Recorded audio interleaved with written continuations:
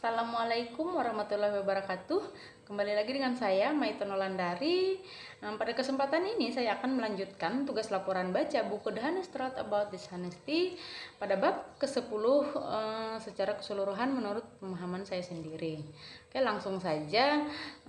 Menurut pemahaman saya pada bab ke-10 ini yaitu tentang akhir yang setengah optimis atau tidak memanfaatkan peluang untuk menipu sebesar mungkin.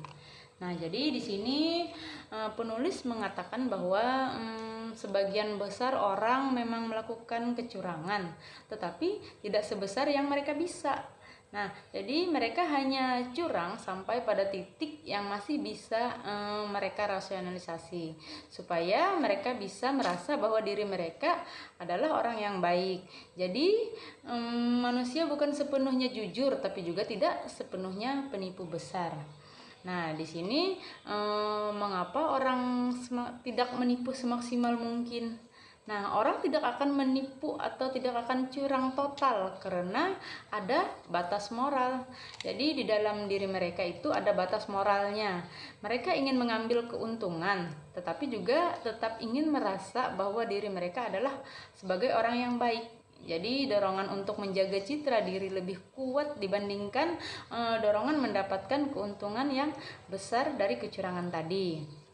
Jadi di sini penulis menunjukkan bahwa kecurangan bukan hanya pada hal besar seperti keuangan, tetapi juga dalam hal-hal kecil, misalnya mencontek di sekolah, menggunakan fasilitas kantor untuk kepentingan pribadi, atau juga berbohong soal pajak. Jadi semua terjadi dalam skala kecil karena lebih mudah dibenarkan. Nah, meskipun kecurangan kecil terlihat sepele, jika semua orang melakukannya, dampaknya bisa menjadi sangat besar loh. Contohnya, misalkan banyak orang sedikit-sedikit mengakali pajak. Jadi hasilnya kerugian negara bisa sampai triliunan.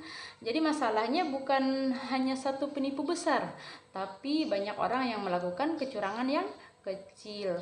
Jadi ini disebut dengan semi optimis. Karena di satu sisi manusia itu tidak seburuk itu. Mereka tidak sepenuhnya memanfaatkan peluang untuk menipu. Jadi, tapi di sisi lain karena semua orang melakukannya sedikit, kecurangan yang tadi hasilnya akan tetap merugikan masyarakat secara luas. Jadi di sini penulis percaya bahwa perilaku curang bisa dikurangi jika orang lebih sadar akan batas moralnya dengan sistem pengawasan yang lebih baik, transparansi, serta pengingat moral. Jadi di sini kecurangan adalah sebagian dari sifat manusia, tetapi tidak mutlak.